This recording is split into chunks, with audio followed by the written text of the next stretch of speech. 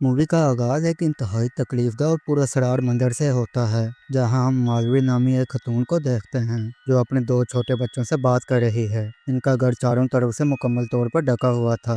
तमाम खिड़कियां, दरवाजे और हर छोटी जगह को कपड़ों और तख्तों से बंद किया गया था ताकि बाहर की दुनिया को देखा ना जा सके। मालवी अपने बच्चों को सख्ती से हिदायत देती है कि वो बाहर ना देखें, और वो इन्हें बाहर की मखलूक से बचाने के लिए इनकी आंखों पर पट्टी बांध देती है, और इसके बाद वो खुद भी पट्टी बांध लेती है। मालवी एक बॉक्स उठाती है जिसमें परिंदे होते हैं, क्योंकि ये परिंदे इस मखलूक की मौजूदगी को महसूस करने और मालवी को खबरदार करने की सलाहियत रखते हैं। घर के बाहर इसने एक मोटी सी रस्सी बांध रखी थी, जिसका सहारा लेकर वो दरिया के किनारे तक पहुंचती है, और वहां एक कश्ती भी बंधी हुई थी, और वो तीनों आंखों पर पट्टी बांधकर कश्ती में बैठ जाते हैं। मेलोडी दरिया के बहाव के हिसाब से कश्ती चलाना शुरू करती है, और एक अंधे और खतरनाक सफर का आगाज होता है। अब मंदिर बदलता है और हमें 5 साल पहले का वक्त दिखाया जाता है। मेलोडी एक मुसव्विर है, और वो चंद ही दिनों में अपने बच्चे को जन्म देने वाली होती है। वो अपने ज्यादातर वक्त मुसव्वरी करते हुए ही गुजारती थी।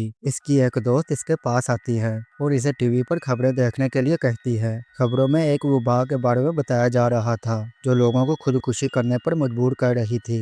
मेलोडी शुरू में इस बात को नजरअंदाज करती है और यह सोच कर के शायद ये महज कुदरती अमवात हैं। फिर वो अपना मुआयना करवाने के लिए एक डॉक्टर के पास जाती है, जो इसे यकीन दिलाता है कि इसका बच्चा मुकम्मल तौर पर सेहतमंद है और जल्द ही दुनिया में आने वाला है। हॉस्पिटल से बाहर आते ही मेलोडी देखती है कि एक खतून शीशे पर अपना दर्द जोर जोर से मार रही होती है, जैसे कि वो अपनी जान लेने के लिए बेताब हो रही हो।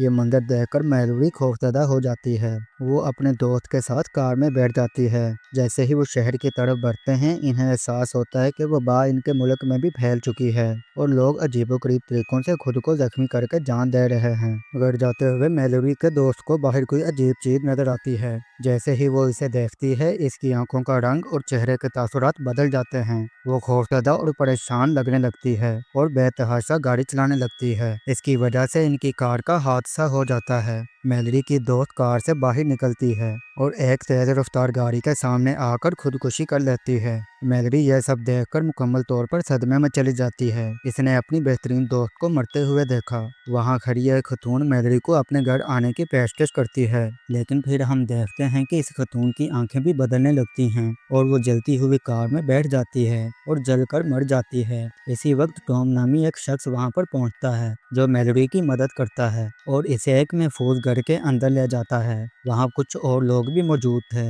और टॉम इन सबको हिदायत देता है कि तमाम दरवाजे और खिड़कियां बंद कर दें और अपनी आंखों को ढांप लें ताकि बाहर की दुनिया को ना देख सकें। वहाँ एक और हामला खतून भी होती है जो इस सूरत हाल से बहुत दुखी होती है। मेलोडी को इस घर में आए हुए 1 महीना हो चुका था और बाहर कई लोगों की मौत हो चुकी थी। घर में मौजूद लोगों के पास खाने पीने की चीजें कम होने लगती हैं। वो अपने जिंदा रहने के बारे में परेशान थे। इन्हें बाहर से खुराक लाने के तरीके सोचने पड़ने थे, लेकिन सबकी आंखों पर पट्टी थी या वो देखने से डर रहे थे। घर के मालिक ने इन्हें बताया कि घर के बाहर सीसीटीवी कैमरे लगे हुए हैं, अगर हम इन्हें इस्तेमाल करेंगे तो हमें कोई नुकसान नहीं होगा। सब इस बात पर मुत्फिक हो जाते हैं। घर का मालिक कहता है कि मैं पहले खुद इसका तजर्बा करना चाहता हूँ। वो मुतालबा करता है कि मुझे कुर्सी से बांध कर बाहर चले जाओ। वो ऐसा ही करते हैं और वो सीसीटीवी फुटेज देखने शुरू कर देता है। शुरू में उसे कुछ नहीं दिखता, लेकिन आहिस्ता आहिस्ता इसके चेहरे के तासुरात भी बदलने लगते हैं। वो इस मखलूक को देख चुका था। वो कुर्सी से नीचे गिर जाता है और खुदकुशी करने की कोशिश में अपना सर जमीन पर मारता है। सब समझ जाते हैं कि अगर इस मखलूक को खुली आंखों से देखो या फिर कैमरे से, ये आपको नुकसान पहुंचा कर ही रहेगी। लेकिन इनके लिए बाहर से खुराक लाना जरूरी था। इन्हें एक किराने की दुकान पर जाना था। वो एक कार में बैठते हैं और कार के पिछले कैमरे को भी ढांप देते हैं ताकि वो अपने इर्द गिर्द का माहौल ना देख सकें। वो कार की तमाम खिड़कियों को भी ढांप देते हैं। वो जीपीएस का इस्तेमाल कर रहे थे। उनकी आंखें ढकी हुई थीं। जब वो किराने की दुकान पर पहुंचे तो इन्हें बाहर जाने के लिए किसी न किसी तरह अपनी आंखों से पट्टी हटानी पड़ी। वो किसी तरह दुकान से काफ़ी चीज़ें जमा कर लेते हैं जो इन्हें कई दिनों तक जिंदा रहने में मदद कर सकती थीं। खुराक लेकर वो घर वापस आ जाते हैं اس کے بعد ایک لڑکا اور ایک لڑکی نے بھی خود ہی خوراک لانے کا فیصلہ کیا اور وہ کار میں کرانے کی دکان کی طرف چلے گئے۔ اسی اثنا میں ایک شخص ان کے دروازے پر زور زور سے دستک دینے لگا اور گھر میں آنے کی اجازت مانگنے لگا۔ سب اسے اندر آنے دینا چاہتے تھے سوائے ایک برے آدمی کے جو اسے انفیکٹڈ سمجھ رہا تھا۔ جیسے ہی وہ باہر والا آدمی گھر کے اندر آتا ہے تو وہ اس کی جانچ کرتے ہیں۔ وہ انہیں بتاتا ہے کہ میں بھی پہلے ایک گھر میں رہ رہا تھا، لیکن تبھی کچھ لوگوں نے گھر پر قبضہ کر لیا۔ وہ لوگ ایک پاگل خانہ سے آئے تھے اور وہ سب کے سب پاگل تھے۔ پاگل ہونے کی وجہ سے اگر وہ اس مخلوق کو دیکھتے بھی تھے تو بھی اس کا ان پر کوئی اثر نہیں ہوتا تھا، کیونکہ ان کا دماغ اس کو پروسیس کرنے سے قاصر تھا۔ وہ چاہتے تھے کہ باقی سب لوگ بھی اپنی آنکھوں سے پٹی کھول دیں اور انہوں نے سب سے ایسا ہی کروا دیا۔ اس کے بعد لوگوں نے خودکشی کرنا شروع کر دی۔ میں اپنی جان بچانے کے لیے وہاں سے بھاگ کر یہاں آ گیا ہوں۔ سب کو اس پر ترس آتا ہے۔ اس کے بعد میلوری اور وہ دوسری حاملہ خاتون کا بچہ ہونے والا ہوتا ہے۔ وہ انہیں اوپر کی منزل پر لے جاتے ہیں، لیکن وہ باہر سے آیا ہوا آدمی گراؤنڈ فلور پر ہی رہتا ہے۔ وہ اپنی حرکتوں سے بہت عجیب لگ رہا تھا اور اس کے سامنے کچھ عجیب و غریب سکیچز پڑے تھے اور وہ در حقیقت ایک ذہنی مریض تھا۔ پاگل آدمی نے سب کے الٹے ہونے کا فائدہ اٹھایا اور دروازے اور کھڑکیاں کھولنا شروع کر دیں۔ پھر وہ اوپر آتا ہے۔ ہم دیکھتے ہیں کہ میلوری نے ایک بیٹا پیدا کیا ہے اور دوسری خاتون نے ایک بیٹی۔ وہ پاگل آدمی ان کے کمرے کی بھی کھڑکی کھول دیتا ہے۔ کوئی اس پر یقین نہیں کر رہا تھا۔ ایک بوڑھی عورت اسے روکنے کے لیے جاتی ہے، لیکن وہ پاگل آدمی اسے دیکھنے کے لیے اپنی آنکھیں کھولنے پر مجبور کرتا ہے۔ جیسے ہی وہ باہر دیکھتی ہے وہ بھی خودکشی کر لیتی ہے۔ دوسری طرف بیٹی کو جنم دینے والی خاتون بھی باہر دیکھ کر اپنی جان لے لیتی ہے۔ اب وہ پاگل آدمی میلوری کو مارنے کے لیے اس کی طرف بڑھتا ہے، لیکن ٹھیک اسی وقت وہاں پر ٹام آ جاتا ہے اور وہ اس پاگل آدمی کو مار دیتا ہے۔ اس طرح اس گھر میں صرف ٹام اور میلوری اور وہ دو بچے ہی بچتے ہیں۔ باقی سب لوگوں کو وہ پاگل آدمی مار چکا تھا۔ ٹام اور میلوری والدین کے طور پر ان بچوں کی دیکھ بھال کرتے ہیں اور وہ بہت احتیاط سے رہ رہے تھے۔ وہ اپنے بچوں کو سمجھا رہے تھے کہ وہ کبھی بھی اپنی آنکھوں پر سے پٹی نہ کھولیں۔ انہوں نے اپنے گھر کے ساتھ ایک رسی باندھ رکھی تھی جو انہیں باہر جانے پر بھی اپنے گھر کو آسانی سے تلاش کرنے میں مدد دیتی تھی۔ انہیں زندہ رہتے ہوئے 5 سال بیت چکے تھے اور وہ اب بھی اس رسی کا استعمال کر کے دوسرے گھروں میں جاتے تھے اور کھانے کی چیزیں ڈھونڈتے تھے۔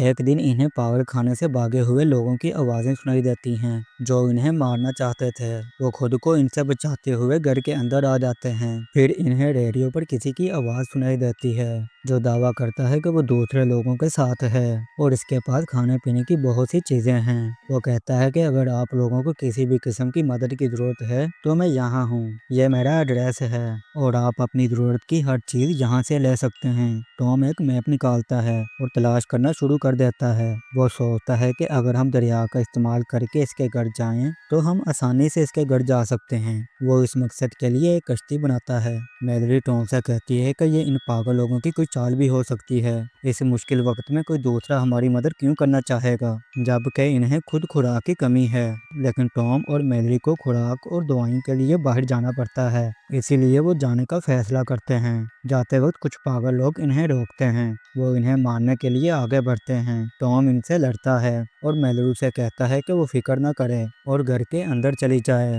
وہ میلوری سے کہتا ہے کہ اگر میں چند منٹوں میں واپس نہ آؤں تو بچوں کو لے کر کشتی پر چلی جانا اور اس جگہ پر چلی جانا جو ہم نے نقشے میں دیکھی ہے۔ ٹام ان پاگل لوگوں سے بری طرح لڑتا ہے۔ اس لڑائی کے دوران ان پاگل لوگوں نے ٹام کی آنکھوں پر سے پٹی کھول دی تھی، لیکن ٹام کسی طرح ان سب کو گولی مار دیتا ہے۔ لیکن آخر پر وہ خود بھی مخلوق کو دیکھ لیتا ہے اور اسی وجہ سے اب اس کی بھی آنکھیں بدلنا شروع ہو جاتی ہیں اور وہ بندوق پکڑ کے خود کو گولی مار لیتا ہے۔ یہ ایک دردناک منظر تھا۔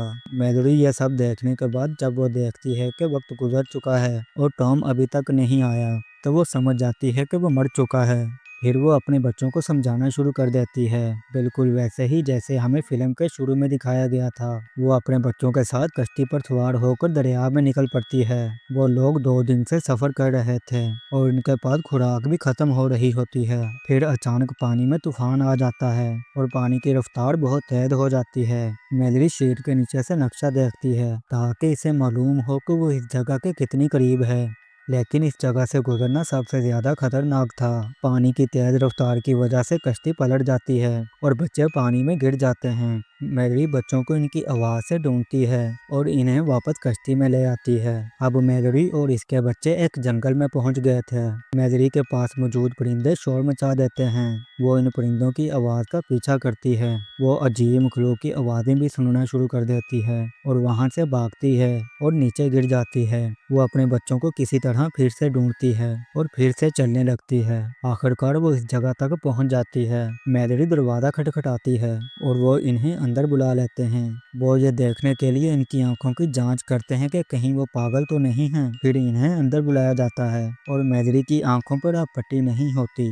वो वहाँ बहुत सारे आम लोग और हरे भरे पौधे देखती है। यह जगह एक अंधों का स्कूल होता है और वो सब वहाँ पर इसलिए महफूज थे क्योंकि वो सब देख नहीं सकते। इन लोगों ने स्कूल के अंदर एक छोटी सी दुनिया बना ली थी।